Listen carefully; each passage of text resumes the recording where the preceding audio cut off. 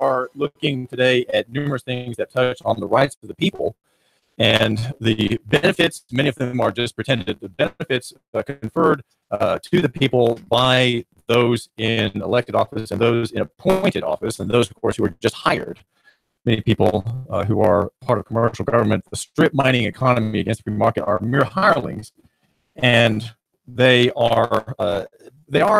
making use of law ostensibly for the good of the common man. Though I think that the narrative in some circles is that hasn't been happening for a long time, and we are effectively being victimized by the state, being victimized by government every day, every week, and yet in the marketing of government, we are led to believe that this is really good, and that really there's nothing aberrational about the operation of the state, whether it's creating an organization that plans to use eminent domain to take your house for redevelopment, or whether it is the operation of a court, such as City Court here in Chattanooga, City Court, Sessions Court in Hamilton County, which also are a form of marketing for the state, a way in which the state draws from the people a bit of substance for itself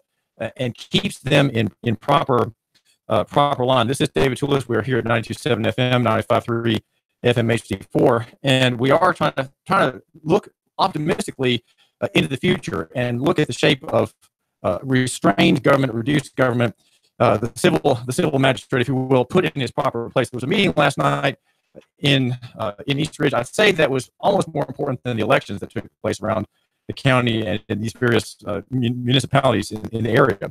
And the meeting was between about 60 landowners in the city of East Ridge and 2 attorneys from the Institute for Justice in Arlington, Virginia. It was a kind of pep talk on what the statute has as a problem in Tennessee, and what the residents of that town can do to defend themselves against the prospect from action by well-meaning, very intelligent, smart, kindly intentioned people on the staff of the East Ridge Housing and Redevelopment Authority, which a group that has put out a plan, 25-page plan, that has as its main cancer sore on its face. It's a cancer sore on the face of the thing, and that is the power in the statute, the Tennessee Code annotated, the power in title, let's see, it's title 12 to 15 is the volume, is volume 3B. In that title is the power to take people's land from them by whim, effectively, not by the authority that the law generally allows the authority to take land under eminent domain through by virtue of or for the need of public use. And that public use element is not part of the economic redevelopment statute in Tennessee. And that frightens people. That frightens people such as a very outspoken widow in East Ridge. Her name is Judy Carr. She lives at 1517 South Max Smith Road. She's been 37 years in the house. And she worked as a computer programmer and as a systems analyst for many years. Her late husband was a nuclear engineer, died in 2001. And Judy was vocal, meaning she spoke up very peppily at the meeting of 60-some fellow homeowners in East Ridge yesterday. Judy, thanks for coming. What did Robert McNamara of Institute for Justice say? What were some of the main points that he said by way of informing and effectively educating the citizenry of East Ridge yesterday night? Well, in one way, he reassured us that with the eminent domain, that there's not much that we can do.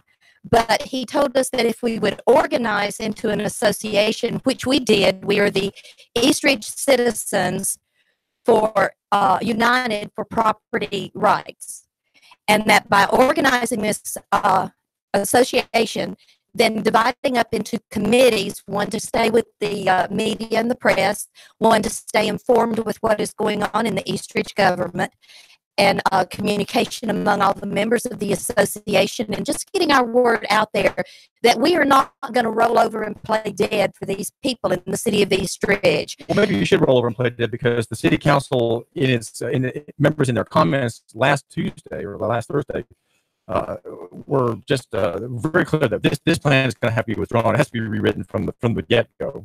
Wasn't that assurance enough that things are now clear and you don't have any more worries, Judy Carr? No.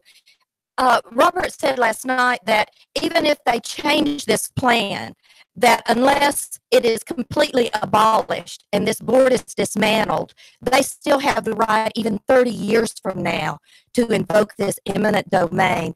So it's basically leaving the homeowners, property owners in the city of East Ridge, living in fear basically the rest of our lives. So if there's an organization created by the city authority that has the word redevelopment in it, that invokes that statute in the code that gives the eminent domain authority. So that's why you're talking about your group's sees a need to absolutely abolish this office. Yes, and also there is a loophole in the state eminent domain act. So there is a way that the city of East Ridge can get around things.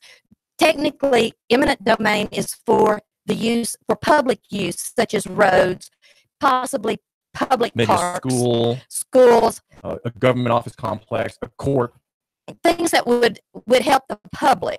What East Ridge wants to do is take this property and redevelop it to increase their tax base. If they invoke eminent domain, then they can take our property. Technically, they're not allowed to resell it to a developer, but because of a loophole, and I'm not sure of that loophole, Robert just mentioned it last night, that they can still invoke the eminent domain. They must give us fair market value, but because we're living under this eminent domain now, it will decrease our property values. And the orders from the city council to scale back is almost antithetical to the board's desire. If you run a board like that, you don't want to have less authority and less area with which to work. You want more. So the board, if it does obey these comments, the city council, and redraws the map to include only commercial areas, and that there was a statement made in the past week reported on by Dick Cook at East Ridge News Online that the board, the authority itself, is agreeing with that it will do so and is making a statement that it will do so. But cut back on the area of jurisdiction is sort of against the nature of every government entity, which is always to expand your service, expand your claim on your operational area for the good of the people. Right? It's always for the good of the people, and so it's being told to do something sort of against its own nature. They are kind of going against things, even though they have said that they're going to rewrite this redevelopment project to only focus on Ringo Road and the commercial buildings there. They haven't done it yet. And even if they do that, they can come back and amend it later to go back to the way it is now. And if they focus on Ringo Road, we have some chain businesses there that are, nationwide, but we have a lot of small business owners. We have a hairdresser on Ringo Road that's in one of the older buildings. She's there by herself, but it's a small business, but she does okay. And she's been there for years. There's other situations like that small business owners are going to be hurt. I'm not just worried about my property. I'm worried about my neighbor's property. I'm worried about our small business owners on Ringo Road and other places in East Ridge. Well, one good point that Robert McNamara made is that the authority has a punitive power. And he says, well, the authority wants to punish you, a landowner, Judy Carr, for what maybe your neighbor on your street has done in the way of leaving a property undeveloped, undilapidated, unrented, with grass growing up and the front porch caving in. They're wanting to punish you for what someone else has done with his or her land or building. That's the way I'm taking it, that they are punishing us for what a few have done. They sent out over 5,000 letters, we were told. But only about the number of properties involved are only about a couple thousand, or probably even less than that. I'm not sure because I have not driven through every road in East Ridge to see what they're calling, quote, blight. but what they've done is they've left it open that they can declare any piece of property in East Ridge a blight based on what they want to describe it. Now, the two attorneys involved, Robert McNamara and his colleague Milad Imam, were took part of the day yesterday to just tour the area, and they said, well, we took many photographs, as the writers of the authorities' report did too. Those writers took photographs of what the attorney said were probably the worst 5 buildings in the city, and yet they took perhaps dozens and dozens of photographs of very nice houses in that district. The map, on the map, if you the listener haven't seen it, it's a map that looks like a kind of squashed scorpion looking to the west in red, with the kind of body on the right and kind of long muddled tail going to the left towards the Missionary Ridge tunnel. And so the report makes look bad and makes look impoverished and dilapidated the city as a whole. And here now we have this plan, and we're going to revive the city economically with new developments, using perhaps houses such as yours, Judy Carr's. Yes, they do want to develop in this. They were talking last night. One of the members in the meeting said that they had asked why that the city did not just go out and send letters to these property owners with the boarded up houses and the dilapidated businesses. And the comment that was told in the meeting last night is that the city would consider that as a discrimination to pinpoint specific individuals. So they sent out a blanket letter to a good third of the city. And I've known from past experience, having a home that was next door to me that was falling in and had been vacant for many years. And upon seeing a homeless person come out of that house, I called the East Ridge police, and they came out, basically told me they couldn't do anything, and the best thing I could do would be have the house condemned. So I talked to the grandson of the owner. He told me, he said, do what you feel is right. So I did. I called the East Ridge Housing Authority, and I had the home condemned. I didn't really want to do that to my neighbor, but under the circumstances, that was the only thing I could do. And the city of East Ridge sent them a letter telling them that if they did not tear the home down within 90 days, I don't know what time frame they gave them, that the city would come in, demolish the home, and build the property owner. Fortunately, it worked out for me that I was able to buy the property. We did not get to the point of the city tearing the house down. The grandson. What did you do with the house? We had it torn down after we purchased the land, because the ceiling had fallen through the floor. I mean, it was totally unsafe, and probably in another, not even a year, probably the roof would have started caving into the interior of the home. But that was a situation where the city of East Ridge went out, talked to an individual about the blight of his property, and then turned around and told them, and he took action to make sure that the property got cleared of the falling in house. Now, the attorneys pointed out yesterday, Judy Carr, that the city has many, you might say, tools in its toolbox with which it can encourage development, with which or by which it can encourage a particular property owner to straighten up and either make it safe or make it more palatable. It does not have to have a new housing authority because it already has one. This new housing authority has the word redevelopment in it, thus invoking the power in that chapter in Title 13 in the Tennessee Code. And he said, well, the work of economic redevelopment to sometimes prod homeowners and encourage them and get them, goose them along, can be done apart from the new authority that was made last year. Well, let me ask you this: if he's right, how would that work? How can a city government encourage with its goodwill? Right? The city government is run by people who are elected. Mayor Brent Lambert, the city council members. Many of these people are either hired or elected. They have only goodwill for East Ridge. How can they, using their goodwill and having goodwill for the people, looking at the collective, how can they do this work of rehabilitation and economic development apart from this authority? I think they need to work with the property owners in the city of East Ridge. They came in and voted in this plan without working with property owners. I know of a lady in East Ridge who her roommate is a hoarder, and the property had gotten cluttered up immensely, and the city of East Ridge sent her a letter telling her if she did not clean up the property, they were going to take action and clean it up and fine her and all of these other things. So she made sure that the property got cleaned up. They can go out with individuals and talk to them. They can work with them. There are fines they have in place that they can put on these property owners that are not maintaining their houses. Many of I knew some of the people who were at the meeting last night. I was familiar with their homes. They have worked hard at maintaining their homes.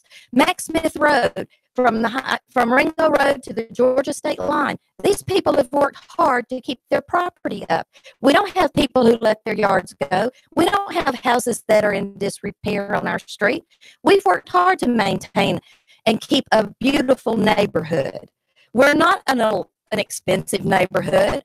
We're not rich people. We're our average American living our American dream, having our home that we've worked hard to maintain. Did you feel, and do you feel, Judy Carr, a threat to your property rights by this plan? Do you genuinely think that your house could be taken from you in illegal action? Is that a genuine fear, or have you just been whipped up into apprehension by social media and rumors? Well, I have not been on the social media and following on Facebook or any of that. So this is just based on the letter I received telling me that they've taken this, have voted in this project, that they are wanting to take property at fair market value, which I have no idea what they're going to determine as a fair market value. And then they will, then they're going to turn around and sell it to the developers. Okay, if they want my property to be commercial and put in a commercial development there, rezone the property, let the homeowner sell their home. Let the homeowner get the rewards of their hard work of being able to have a home. Without your suggesting the use of compulsion and force, which is what eminent domain is. Because eminent domain says there's a domain which is yours, but then there's an eminent domain which is ours. It is a domain eminent or over, standing over, kind of lording it over as a king might, your property. And that's what, and that operates by compulsion. You want changes to be made for the better, possibly by a voluntary free market operation. Yes, I believe that's what our society is based on, is free market value, being able to, within reason, control what your property is used for. And at this time, my property is used for residential use. I do not want to move. I don't want to start over at this point of my life. My neighbors, my retired neighbors, do not want to start over. We want to maintain what we have. This is David Tillis. We do thank you for tuning in here. This is 92.7 FM, live on Facebook, of course, at Nigger Radio, and live on YouTube. We are also on your smartphone via the TuneIn radio app. Our argument is love your neighbor and buy local. Near is better than far, small than big, and simple is better than complex. And down the footnotes at 5-point type in Helvetica font. That's my favorite font because it's a neutral font. We have this: personal is better than corporate, and physical than abstract. Brought to you by yournews.com. That's yournews.com. Read our story today at East Ridge News Online. That's East Ridge News Online, run by Dick Cook, the local media outlet in East Ridge. And thanks to the internet, we have now people who, with a sense of civic pride and duty, like Dick Cook, run news outlets that are highly loco-centric, you might say, prejudiced in favor of their local areas. And that, in this case, it's East Ridge, and it's East Ridge News Online. Make sure you go there. And if you're a business in East Ridge, by all means, put an ad there and support the work of Dick Cook that is done. A labor of love, but he needs to be rewarded too, and you need to have new business. So if you want new business, make sure you advertise there at East Ridge News Online, and also, of course, at our wonderful Nuga Radio platform here, 92.7. We want to help you, our small business owner and operator.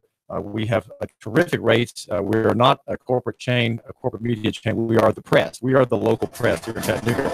And we're talking with Judy Clark. She's the president of South Max Protocol. We'll get back to her in just a minute. But now I've got some important announcements to make.